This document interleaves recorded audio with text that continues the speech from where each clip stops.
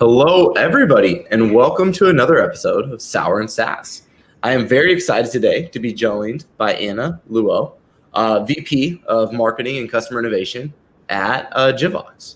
Did I say Jivox right? Is it Jivox? How'd I do? It's Jivox. Jivox. Okay, I did good. Well, we're very excited to have you, Anna. Thank you. Of course. So I actually want to start because I was looking at what Jivox does, and trying to understand it all. And I would say you all have like a product value prop that is very unique and interesting, and I think very designed for a very specific person, right? A global brand, right? That has a lot of campaigns, a lot of creative, and they need to personalize, be omni-channel, and do it at scale, right? And so the first question I want to ask you, and I wanted to start off with, is automating creative worth it? Well, absolutely. I mean, in today's world, right, consumers dictate what they want when they want it. And so marketers now are feeling that the challenge, if they serve ads that aren't relevant, they're not going to get any return.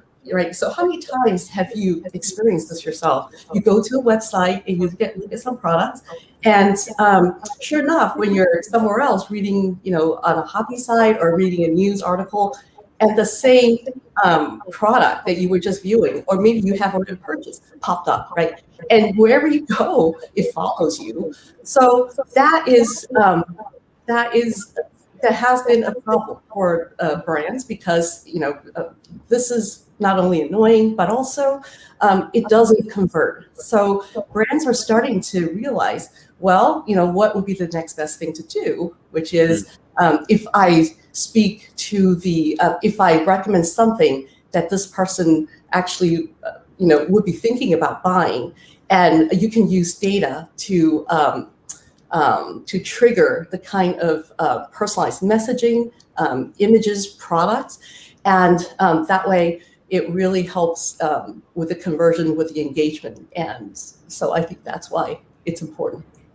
So you're saying so it's not retargeting, so it's a different version of, like, let's say I'm a brand, right? And I upload my product feed to Google, and I've got my product feed in Facebook, and then I'm just running product level retargeting at scale.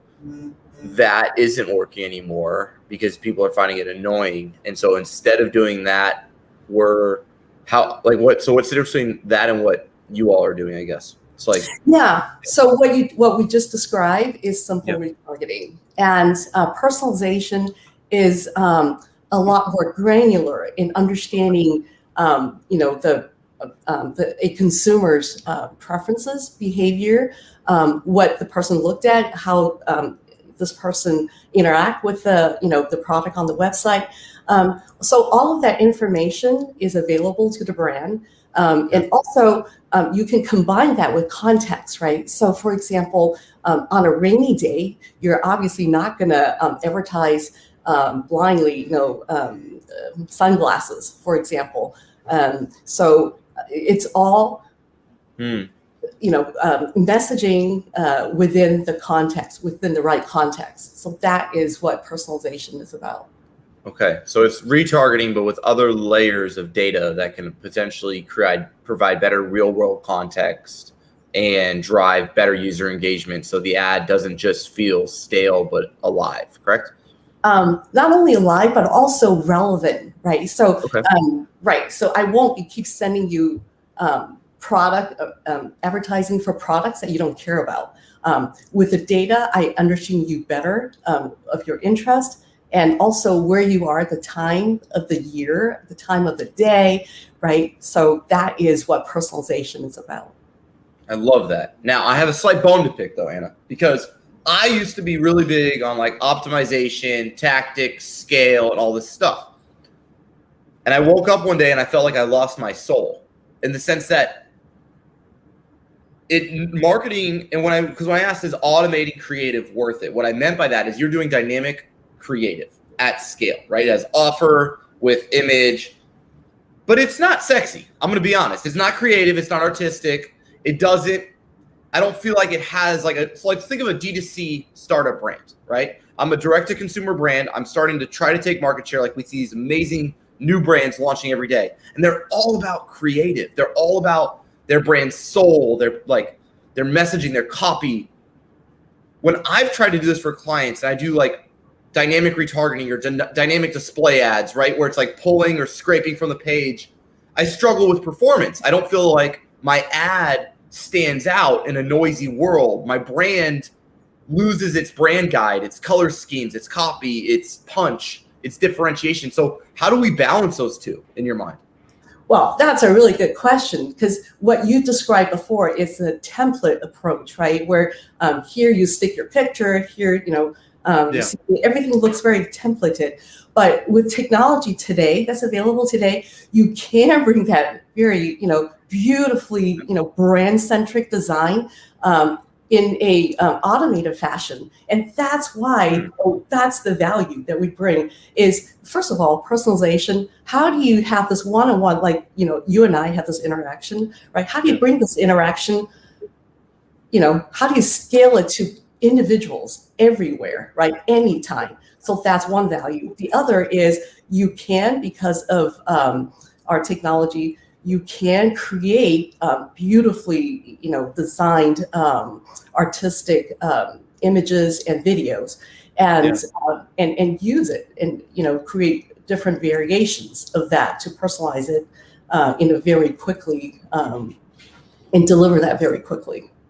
I love that, and I mean, for me, I like to keep these interviews super, super honest to like my own belief system, and then obviously at the same time say, what am I missing, right? And so when I've always tried to scale, the pursuit of scale has always kept me from scaling because my economics don't work. What I mean by that is when I traditionally remove the level or layer, let's say, of humanity from advertising and I give it to a machine, I have found on the creative side, not on the bidding side. I think on the bidding side and a lot of these pieces, like I'm a big fan of OCT, smart broads, like data integration. We do really well with that from a bidding side.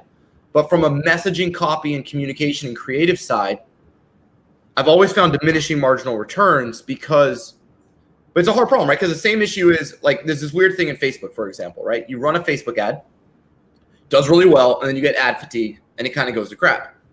So you have to scale because you need way more creative for a lot of different audiences you can constantly testing to keep the campaigns alive. Yet conversely, the more ads you're running, the less you actually have a true hypothesis anymore. And it's hard to scale your learnings because everything almost feels random.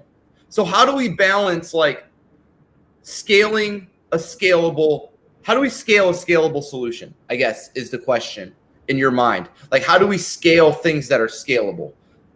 Because the finance oftentimes creates diminishing marginal returns once I set down that path. So I'm really curious to see, like, how do your customers scale a scalable platform? Okay. So let me try to dissect your questions. You mentioned a lot of things there. So let me start with how do they scale creative, right? So an example would be using our platform. You just create one ad, and that ad through automation can become millions of different variations depending on who you're serving that ad to and in what context. So because of automation, if you imagine every single person have to create, an ad for you, let's say we're selling you, food, recommend food products.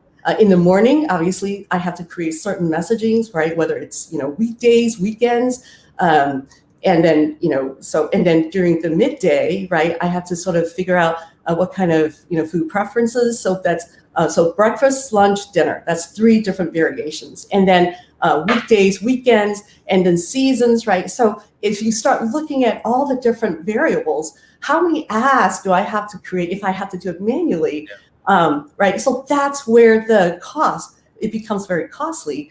Whereas if you use automation and data can drive all of that, right? So data tells me, okay, today is, what's today? Thursday, and Thursday morning, right? So what should I serve you at 9:12? And which I understand. I totally get that. My point of scaling things that are scalable is I need the feedback loop. To create scale, I need to allocate more capital, right? So I'm the marketer. I believe what you're saying. You're right. I can't have like an army of outsourced creatives in the Philippines, which is what a lot of the brands are doing, that are trying to spin up this creative 24/7. So we're trying to come up with creative ways to scale.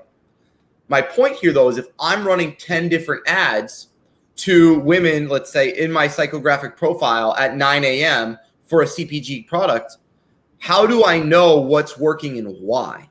Because I need to be able to take that back to finance and say, or to my CMO and say, this is what's resonating. Let's integrate this back into our website or into these other, like how do, when I bring AI and scale into it, how do I then create the scalability of the scale with confidence to fund is what I'm trying to figure out. Yes. So obviously, whenever you run something like that, the platform has all kinds of data points, right? Which you can run analytics.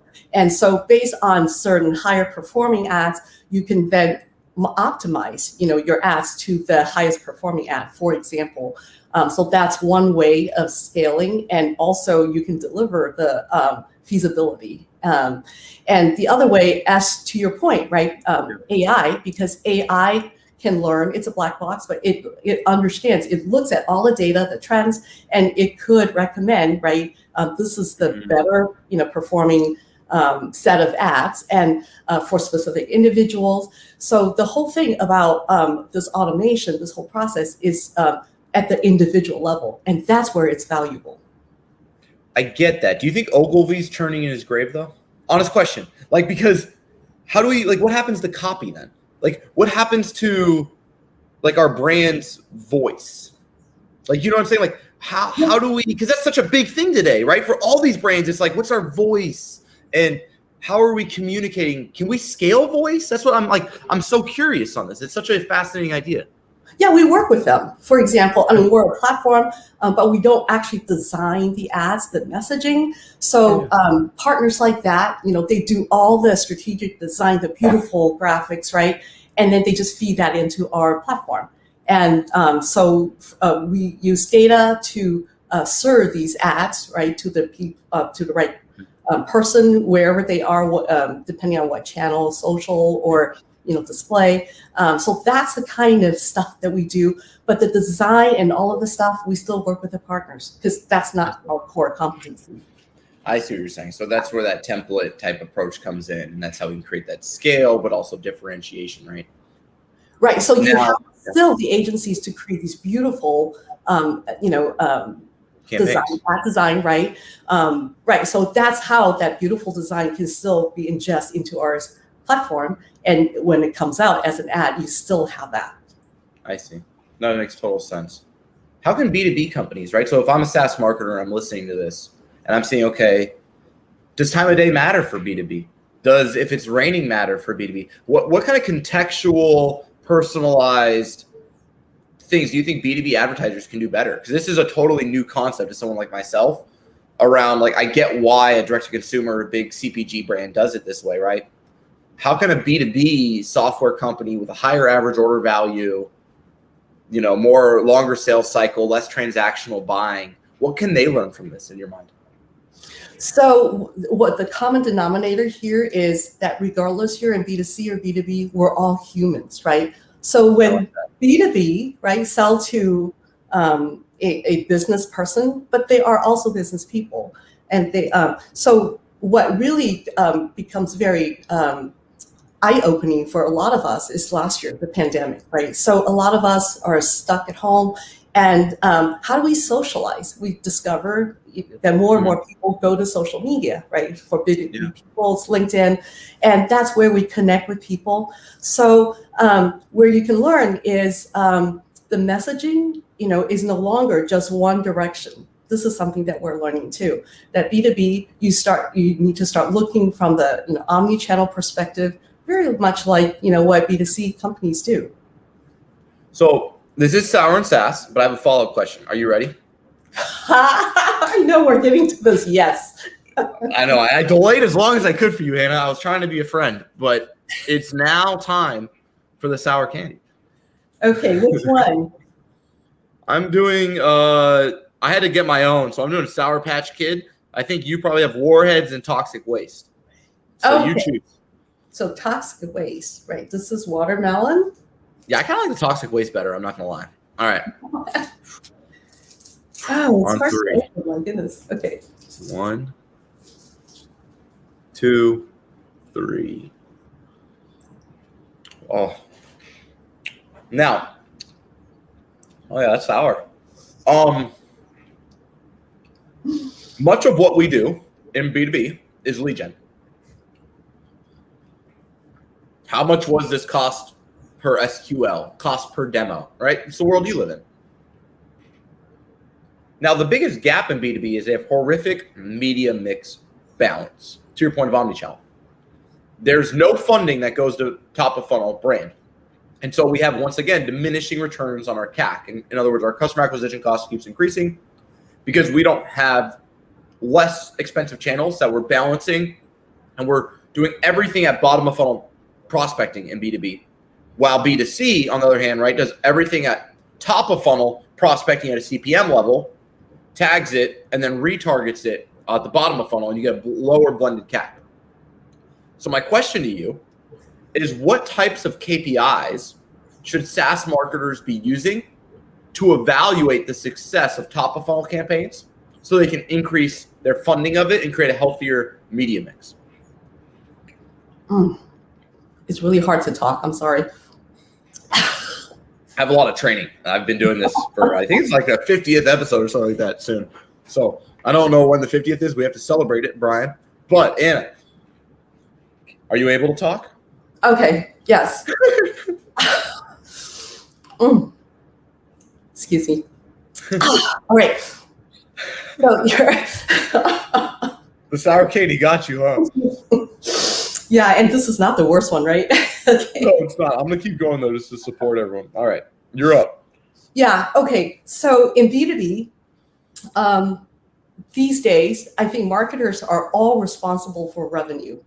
So before, you were looking at the number of leads, the NQLs. But today, when we look at NQLs, we look very hard at what's the conversion, the probability of conversion into SQLs, right? And we're even now using a lot of the tools to help us qualify NQLs.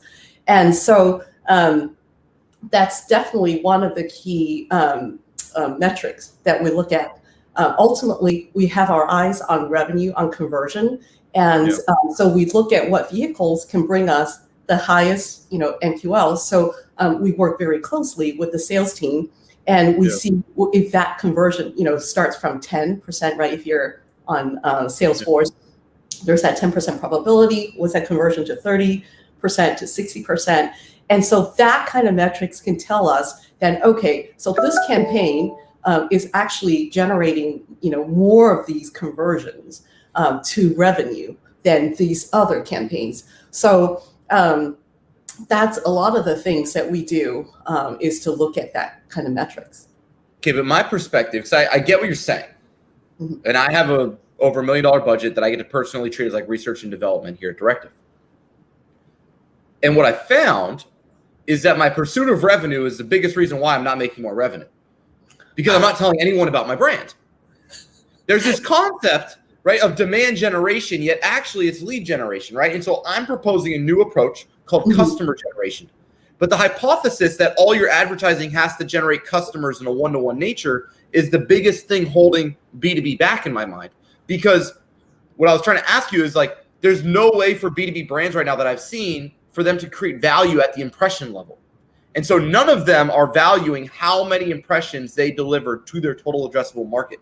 And because of that, they have to keep doing more expensive offers, campaigns, and bottom of funnel things like LinkedIn Convo ads, Google ads, very expensive channels compared to, let's say, YouTube videos, Facebook videos, programmatic display. So what can B2B learn from, let's say, CPG so that they can move more to TV ads and these top of funnel campaigns, even though they have a niche audience? Yeah, so it is absolutely the funnel question. So if you're looking at the bigger picture, right, the brand building, the selling to, so when you sell to enterprises, right, depending on your product, the cycle might be a lot longer, right? Also the decision process within the enterprise, right? It's not just like a consumer. I decide today I want to buy this product right now. So there is more of a timeline you need to think about, and who are the influencers? When I talked about earlier, the common denominator is that we're all humans. So we need to we need to identify who these influencers, decision makers are, and relate to them on a personal basis, one-to-one. But still, certain things don't change, which is, you still have to go through this process of, approvals. And so from that perspective, I think this is why you're seeing more and more of the ads that focus on, performance. Yeah. There are branding, but so these days it's really, because your board constantly demand, where are the metrics, how are you performing? You do branding. It is very important, by the way. But branding is harder to justify because, I expend how many $1 million running these brands, and, what's my return? Interestingly, though, we invest in PR, right? Again, that's for branding. We invest in analyst relationships, which is also branding.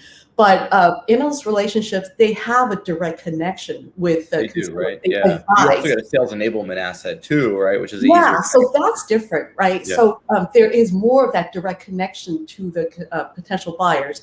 And for PR, we've noticed that if we place thought leadership or how to do kind of guides at the trade level, and we actually have seen conversions, interestingly.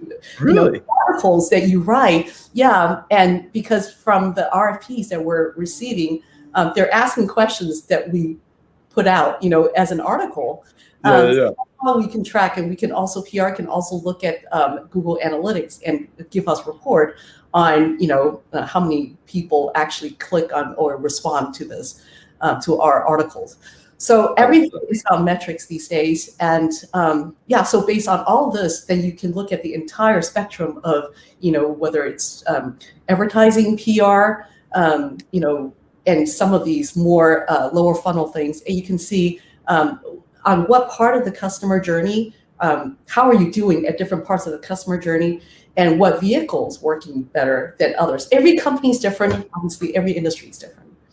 No, I love that answer. And I think, one of the things we talked about offline was how during COVID, a lot of the brands that are partnering with you moved from this like buy our shoes to we care about social justice issues.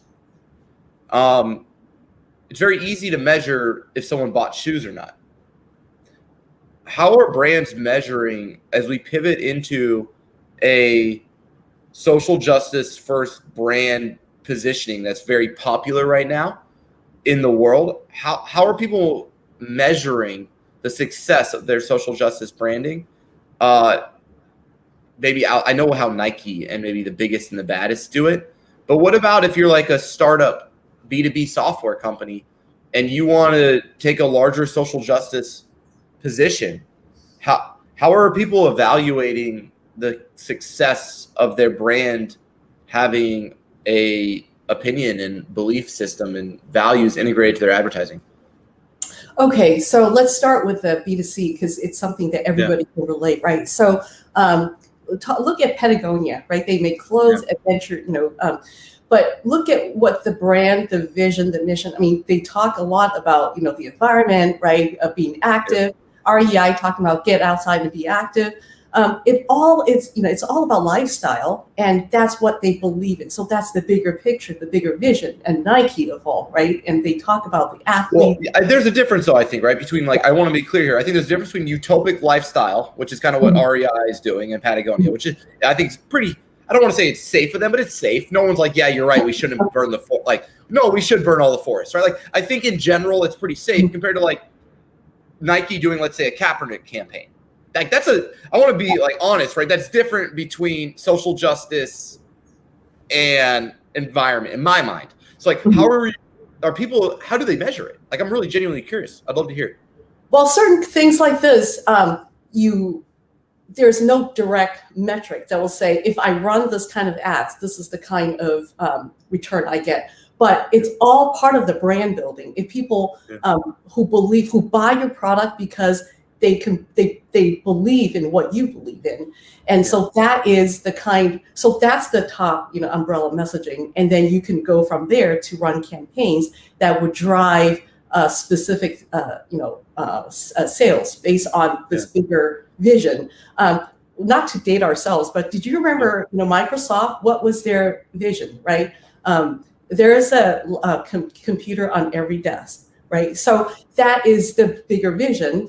I'm not sure how that relates to social justice, but coming back to that vision, and based on that, look at how their business was built on that, and how they market and sell their product.